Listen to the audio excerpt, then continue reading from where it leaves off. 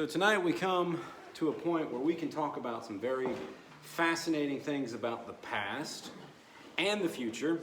And I'd like you to turn, if you would, to Daniel chapter 11. We come now to the second to last chapter in this book.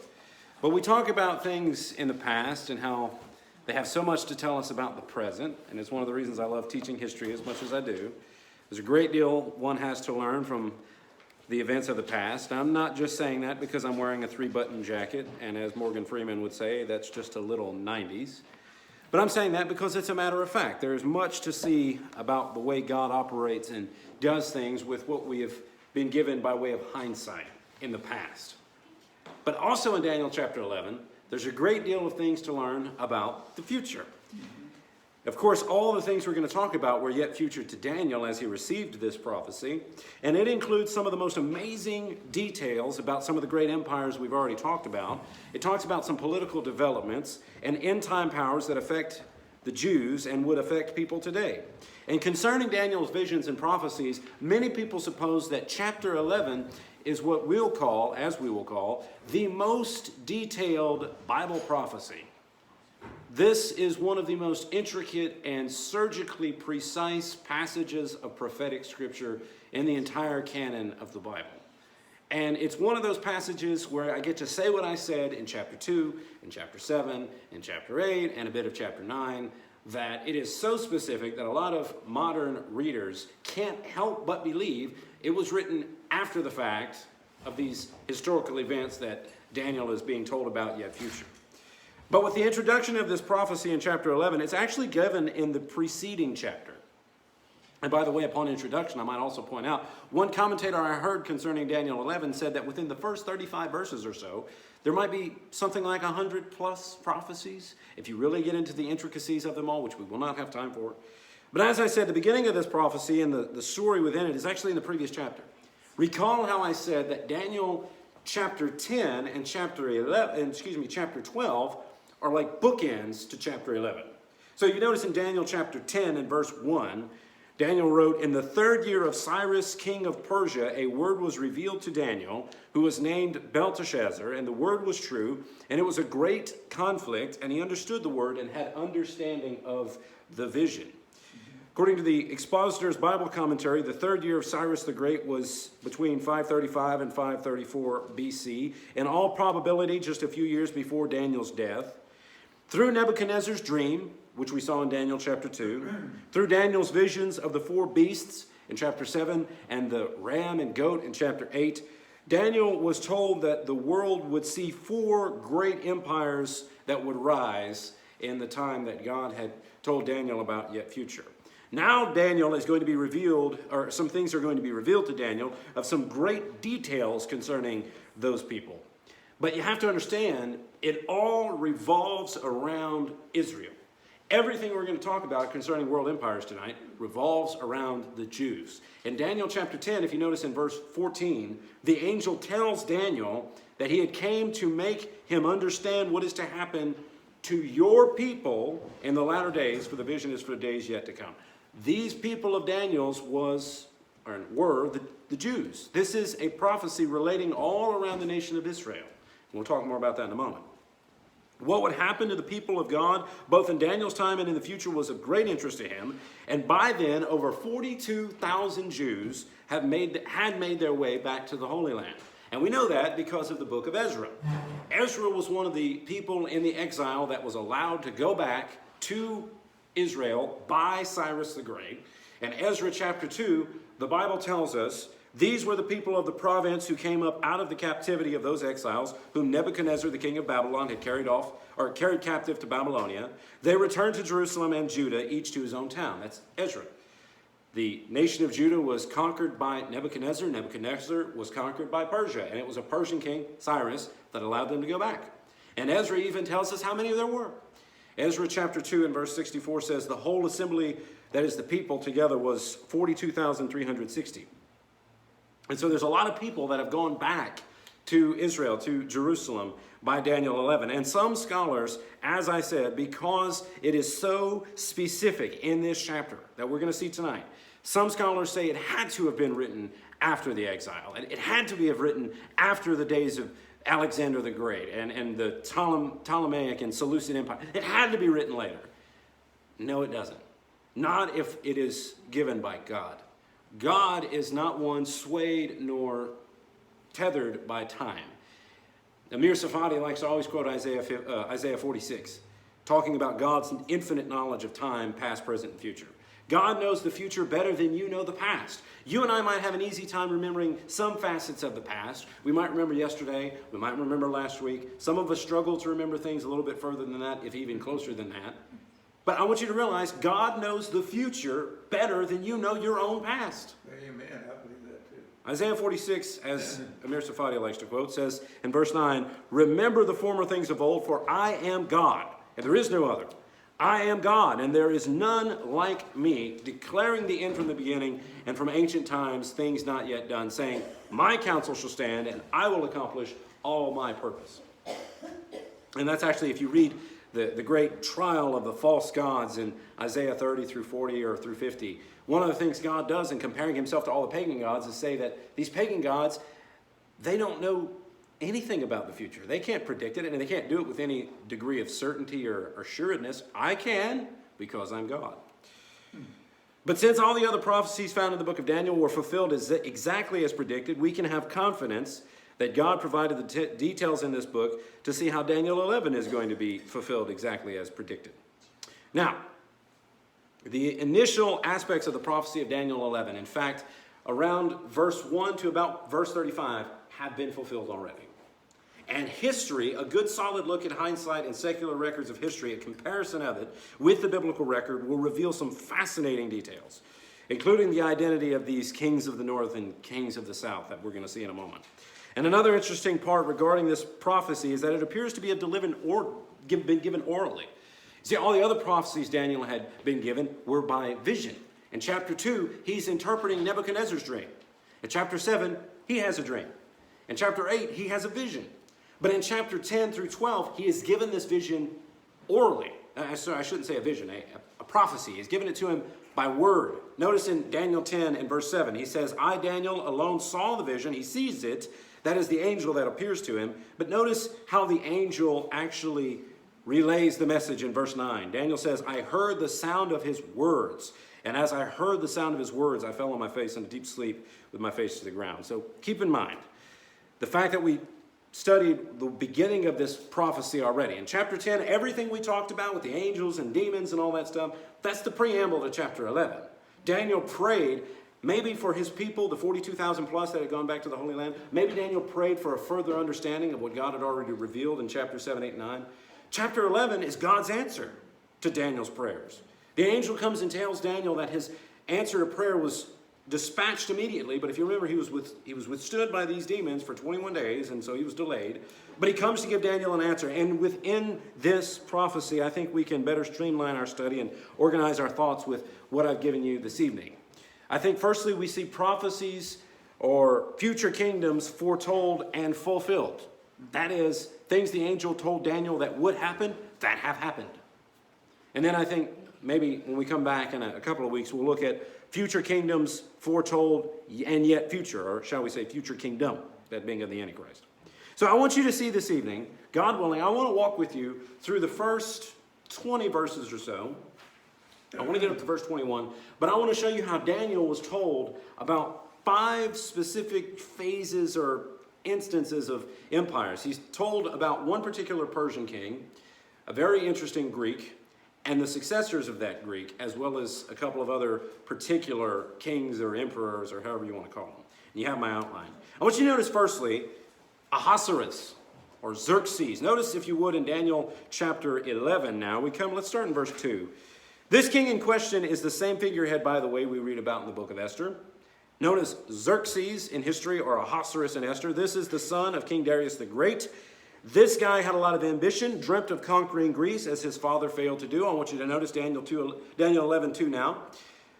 The angel says, now I will show you the truth. Behold, 3 more kings shall arise in Persia, and a 4th shall be far richer than all of them. And when he has become strong through his riches, he shall stir up all against the kingdom of Greece. Folks, there is no doubt who that is. That is Xerxes the Great, or Xerxes the First. And we know that because of simple chronology and knowing who succeeded who as king. So when Daniel was given this vision, as I said, the Persian king was Cyrus the First. That's the same Cyrus the First that God used to send the people of Judah back to the land of Judah, or to Israel, to Jerusalem. He was succeeded by a guy named Cambyses, or Cambyses II. Terrible names, especially this third guy. Pseudo-Smyrtus, as opposed to full-fledged Smyrtus. Cyrus, Cambyses, Pseudo-Smyrtus, and then Darius the First, otherwise known as Darius the Great.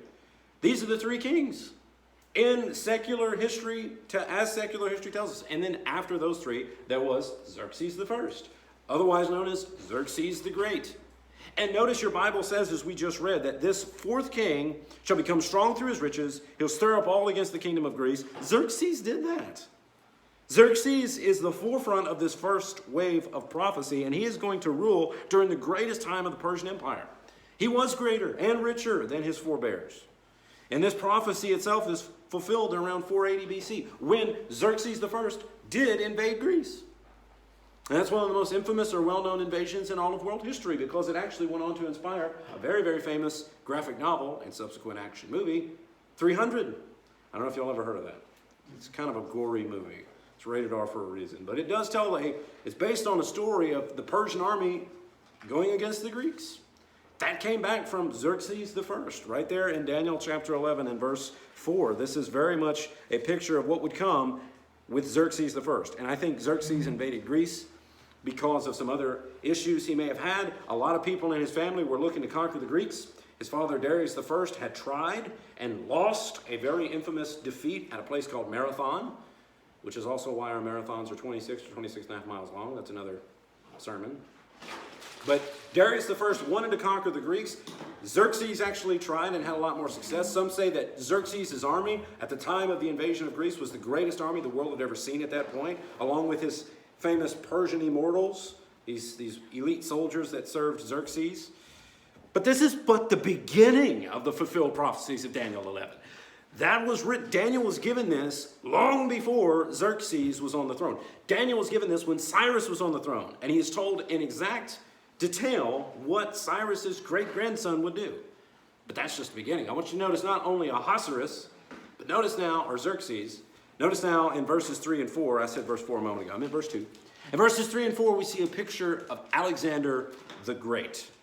Remember the schema in Daniel's prophecies. I've said this before. There's repetition and elaboration. God often repeats these future events to Daniel in a more elaborate way, especially true of chapter 11. Notice in verse 3, the Bible says, "A mighty king shall arise, and who shall rule with great dominion and do as he wills." There's my picture of Alexander. "And as soon as he has arisen, his kingdom shall be broken and divided toward the four winds of heaven, but not to his posterity, not according to the authority with which he ruled. For his kingdom shall be plucked up and go to others besides these." This is Alexander the Great, no doubt about it. This is the same figure we saw in Daniel 8, the one-horned goat that went against the goat that went against the ram that was Persia, Greece attacking Persia. Across a 12-year career, if you don't know, Alexander the Great conquered most of the known world. And by 336 BC, at about the age of 20, he became, that's before his conquest, he became the king of Macedon following the murder of his father, Philip II. His dad had been consolidating power, and once Alexander became king, he went and invaded Persia back. He went and took the fight back to the Persians and eventually conquered them. And then he proceeded to march his way and his army's way across the region of modern Afghanistan, conquering much of the area, reaching as far as India. And all along the way, he's founding and creating cities that bear his name, like Alexandria, Egypt. And if you need any treatise on why Alexander the Great is still remembered in such magnificent ways, I want you to leave church tonight, go down the highway, take a right, and you tell me what city you're driving to. Alexandria. There's half a dozen or more cities in the world named Alexandria. Most of them bigger than ours. Probably the most famous one being in Egypt. And what I find very fascinating about Alexander, again, you see it in verses 3 and 4. You have to understand why he is being brought up. Again, he was the four-winged leopard in chapter 7. He was the ram with the one horn in chapter 8. But we have to understand why he is being brought up. Why is it God is telling us about the Persians and the Greeks and the Ptolemaic Empire, and the Seleucid Empire. Well, why isn't God talking about the Mayans or the Aztecs? Why doesn't God talk about the empires in China, or the British Empire, or the Spanish Empire? Why does he only talk about these? You ever thought about that? It's not complicated. These are the ones that affect most directly Israel. Daniel 10:14 says that the angel came to make him understand what is to happen to his people in the latter days. You understand, all of these prophecies concerning these great empires directly deal with the nation of Israel. Again, the mighty king of Alexander that comes, if you were to look at a map that comes out of this, Alexander is going to be succeeded in a very fascinating way to me by his generals. And notice in verse 4 it says, as soon as he is arisen, his kingdom should be broken and divided towards the four winds of heaven, but not to his posterity, not according to the authority with which he ruled, for his kingdom shall be plucked up and go to others besides these. Alexander actually had a rather amicable relationship with the Jews. In fact, one historian said that when Alexander got to Jerusalem, the high priest brought Alexander the scroll of Daniel, opened it up and said, that's you. This is you. And Alexander, from then on, kind of let the Jews do their own thing. But as he went on and conquered and died young, he died around 32 or 34. Some say he was poisoned. Some say he was murdered. Some say he had disease. When he died, his kingdom did not go to his children. His children were also kicked out of the way. As the Bible said, it says right there again, not to his posterity, his kingdom shall be broken and divided towards the four winds of heaven, north, south, east, and west. That is precisely what happened to Alexander's kingdom. And I've given you that map. Similar map as you see here.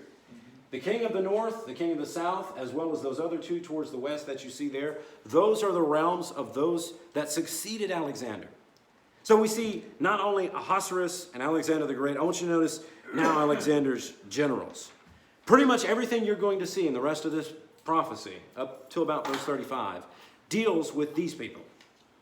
This is why in your Bible, I know in my English Standard, at the beginning of chapter 11, there's a heading that says, the kings of the south and the north. This is who it's talking about. Alexander's generals. Alexander the Great died. And when he was dying, they asked him who his kingdom should go to. Did any of you ever been told what he said? He said, to the strong. And they warred and fought over it ceaselessly. And eventually, it gets broken up between those four generals. Lysimachus, Ptolemy, Seleucus, and a guy named Antiochus. And these four guys would come to set up their own individual little slices of Alexander's empire. But it's interesting that Daniel 11 only talks about the king of the north and the king of the south. That would refer to the kingdom of the Seleucids, or the Seleucus' kingdom, and the kingdom of Ptolemy, or the Ptolemaic Empire, the Ptolemaic kingdom. And the reason for that is because of what's in between them. It's the nation of Israel. The nation of Israel is situated right smack dab in between what will become the Seleucid Empire in the north and the Ptolemaic Empire in the south. That is the kingdom of Ptolemy and Seleucid. Those two generals that succeeded Alexander. And what happened in the succeeding years of their own individual reigns is they, like a great many other monarchs in history, had descendants that took their name. So like Seleucus II, Seleucus III, Seleucus IV. Do y'all know how many King Louis the French have? You think people could get more inventive with names, don't you? But they did. They took the name of their forebear. So you got King Louis the First, Second, Third, Fourth, Fifth, 14th, 23rd. You got a bunch of kings with the same name, confusing students everywhere. Trust me on that one. I like to mess with my students when I teach them about the kings of Europe. And I always trip them up on multiple choice questions because they don't know their Roman numerals. So I'll put, who was known as the Sun King? It's Louis the 14th. And I'll put Louis the 10th, Louis the 11th, Louis the 13th, Louis the 14th. And anyway. Kings copy their names. And we see the same thing with the Ptolemaic and the Seleucid empires. So Ptolemy was succeeded eventually by what would be Ptolemy II, and so on. And y'all, this is what you're going to see from Daniel 11:5 to about Daniel 11:9-ish. Notice in verse 5, it actually says, the king of the south shall be strong, but one of his princes shall be stronger, and he shall rule, and his authority shall be a great authority. That's talking about the kingdom of Ptolemy, the Ptolemaic Empire, the king of the south. When you understand this map and you understand who it is, it becomes infinitely easier to absorb what Daniel is being told. But what's important to realize, there's going to be multiple kings talked about here within these first 35 verses. But they're only referred to as the king of the south, king of the north. Ptolemy the fourth and Ptolemy the first are both the king of the south, even though it's two different kings. Same thing with Seleucus the First and Seleucus the Fourth. They're all the king of the north, even though they're successive monarchies going on in world history.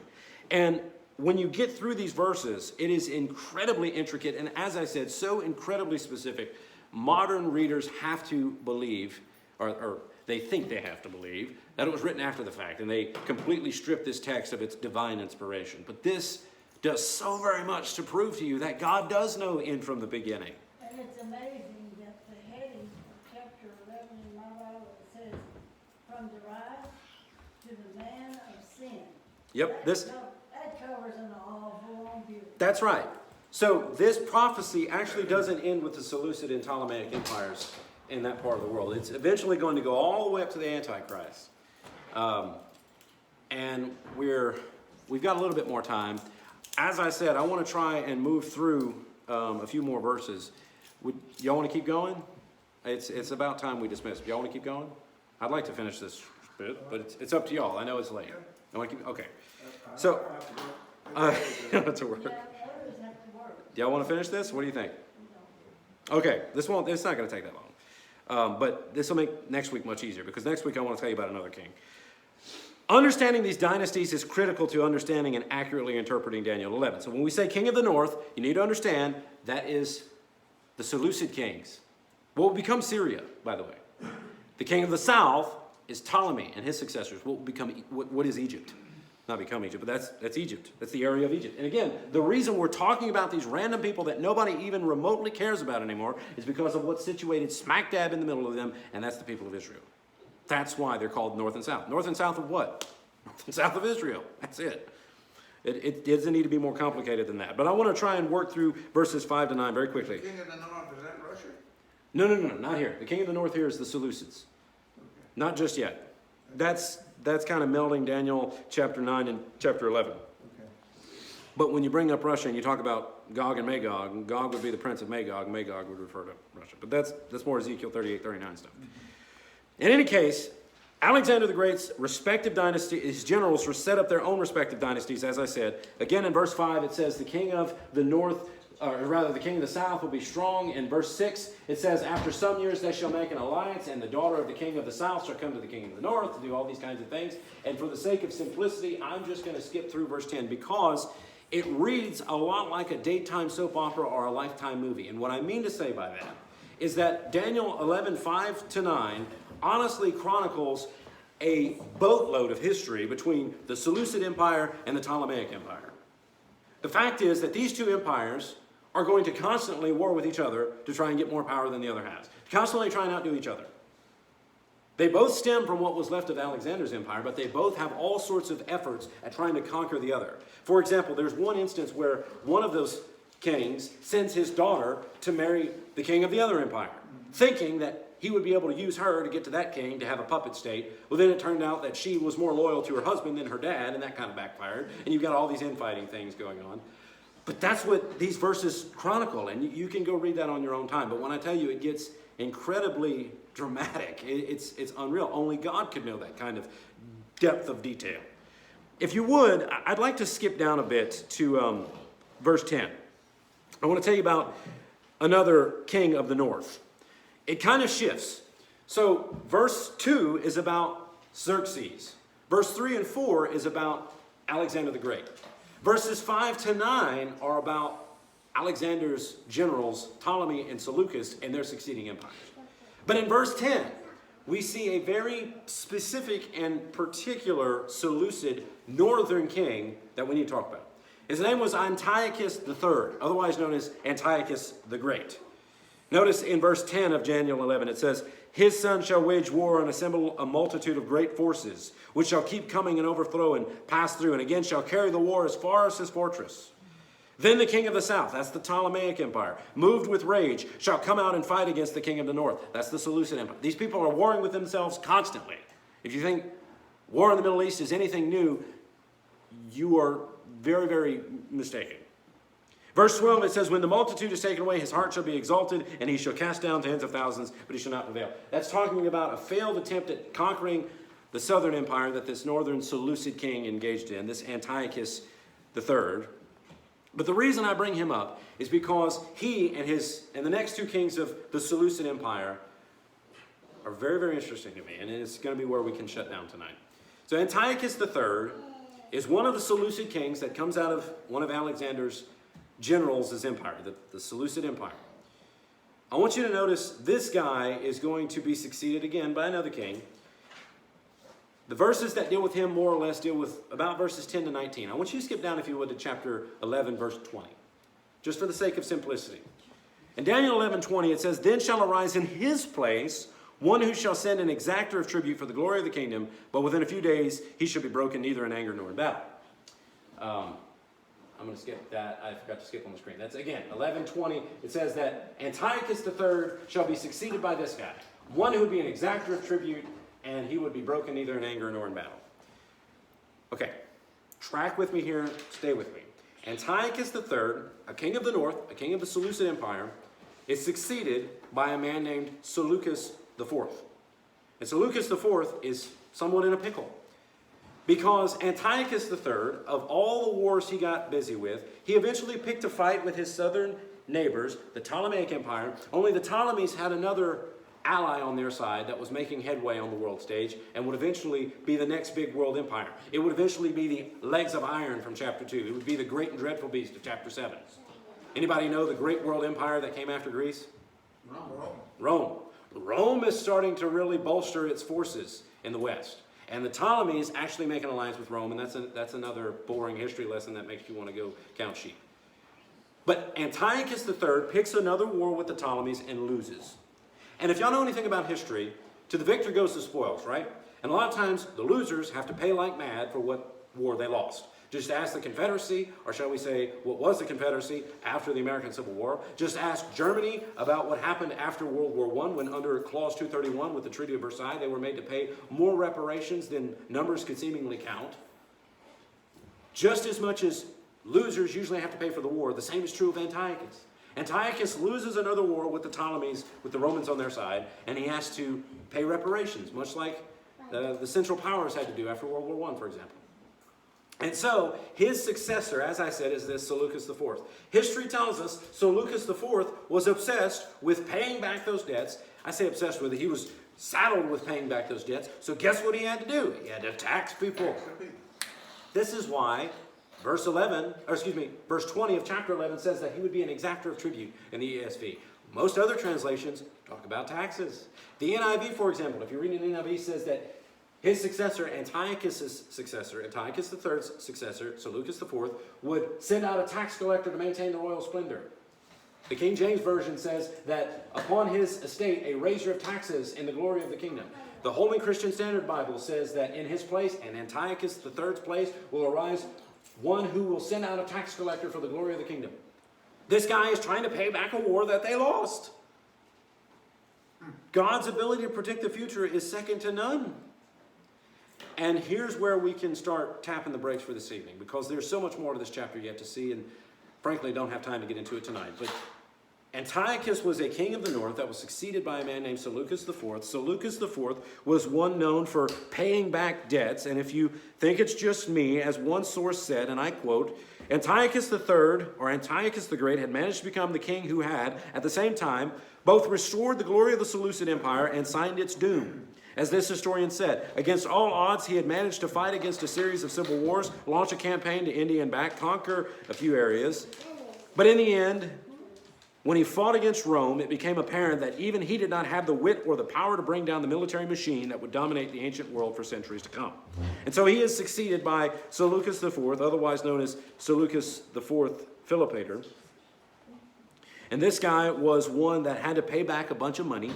And look, I'm not one to rely or quote on tertiary sources like encyclopedias, but as Encyclopedia Britannica put it, concerning Antiochus' successor and Seleucus IV, because of financial difficulties created in part by the heavy war indemnity exacted by Rome, Seleucus was compelled to pursue a policy devoid of expensive adventures. His unambitious policy and care were also dictated by the fact that his son and heir had been sent to Rome as a hostage. That's another story. But when Seleucus was assassinated, he was going to be succeeded by the next figure of Daniel 11. And this man is the one spoken of between Daniel 11:22, or rather 21, up to verse 35. And this is a man I've already told you about. So, Xerxes, Alexander the Great, the Ptolemaic and Seleucid empires. And then one particular Seleucid king, Antiochus III, succeeded by Seleucus IV in verse 20. And in verse 21, I tell you, is a foreshadowing, a prediction of one of history's most wicked dictators ever to walk the earth. And that's Antiochus IV, or Antiochus Epiphanes. Notice in Daniel 11:20, again, this is Seleucus. It says that this guy would be broken neither in anger nor in battle. Seleucus IV was not killed in battle. He was not killed in anger. He was poisoned through an underhanded way of achieving power by Antiochus Epiphanes. Notice in verse 21, in his place shall arise a contemptible person to whom royal majesty has not been given. He shall come in without warning and obtain the kingdom by flatteries. I like the way the King James renders that verse. The King James says, his estate shall stand up a vile person to whom they shall not give the honor of the kingdom, but he shall come in peaceably and obtain the kingdom by flatteries. Antiochus Epiphanes, or Antiochus IV, is one of history's vilest dictators. And I tell you, he is a pre-type of Antichrist. And we spoke of that back in chapter 8. He is the little horn that came out of Alexander's, He is the little horn that comes out of chapter 7, with the great and dreadful beast. The Antichrist is the little horn of chapter 7. Antiochus is the little horn of chapter 8. So, folks, there's a lot to see in this chapter, and I know we've talked about a lot. But I want to come back to what I had said at the beginning. God. I am God, and there's none other like me. Declaring the end from the beginning and from ancient times, things not yet done. Saying, my counsel shall stand, and I will accomplish all my purpose. Y'all, what this prophecy, this passage tells us, beyond a great deal of foreknown and what some would consider to be boring world history, is that God is always in control. Do you truly think anything has ever caught him by surprise? No. Not if he is omniscient, not if he knows the future as well as he claims to, and as apparently demonstrated to do. As we know he does. I'm going to leave you with this. In his Turning Point Daily Devotional from September of 2015, if you've heard of Rabbi David Jeremiah, David Jeremiah said this: Chicago's O'Hare International Airport is the world's busiest airport measured by aircraft movements, landings and takeoffs of planes. In 2014, movements averaged 2,416 per day. That's 101 per hour or 1.7 per minute. That's how many planes are moving through that airport. Jeremiah says it's no wonder the job of flight controllers, those who manage the airplane traffic, is so stressful. Imagine the chaos and carnage that would result if there were no one to direct that traffic. Now imagine the world as an airport and every individual, all 7.2 billion of us, as an airplane, coming and going as we please. And God as the single flight controller, keeping track of our movements for all of human history. Further, not just our movements, but those of the animal kingdom as well. Untold billions more landings and takeoffs. While the chaos in the world may suggest God has lost control, he hasn't. God is working. He says all things according to the counsel of his will. Y'all, I know not everybody has their engine revved as much to the red line as I do with history. But I think even if you find it as interesting as watching paint dry, when you realize that God can understand and know what is happening hundreds of years in advance and reveal it to someone like Daniel, I think it demonstrates that we have faith in a God worth having faith in, and that he can make best sure to take care of our futures too. And I believe he already has. And when we see his word being fulfilled so fast. Yeah. You know? Now, I'm not going to lie to you all, and yes, it's unbelievable. I told Ariel this was going to be one of the hardest chapters to teach, because it's like, next week when we get back, I hope to simplify it for you. Because when we get back next week, we're going to look back at Daniel 11, about verses 21 to 35. We want to look at this Antiochus IV, this Antiochus Epiphanes, and I want to tell you how much more specific this prophecy gets. And let me tell you, this is only the tip of the iceberg. And what you're going to find after verse 35, verses 36 and forward, that's about the Antichrist, in my understanding. We'll talk about that when we return. If you've got no further comments, I do appreciate your attention this evening. The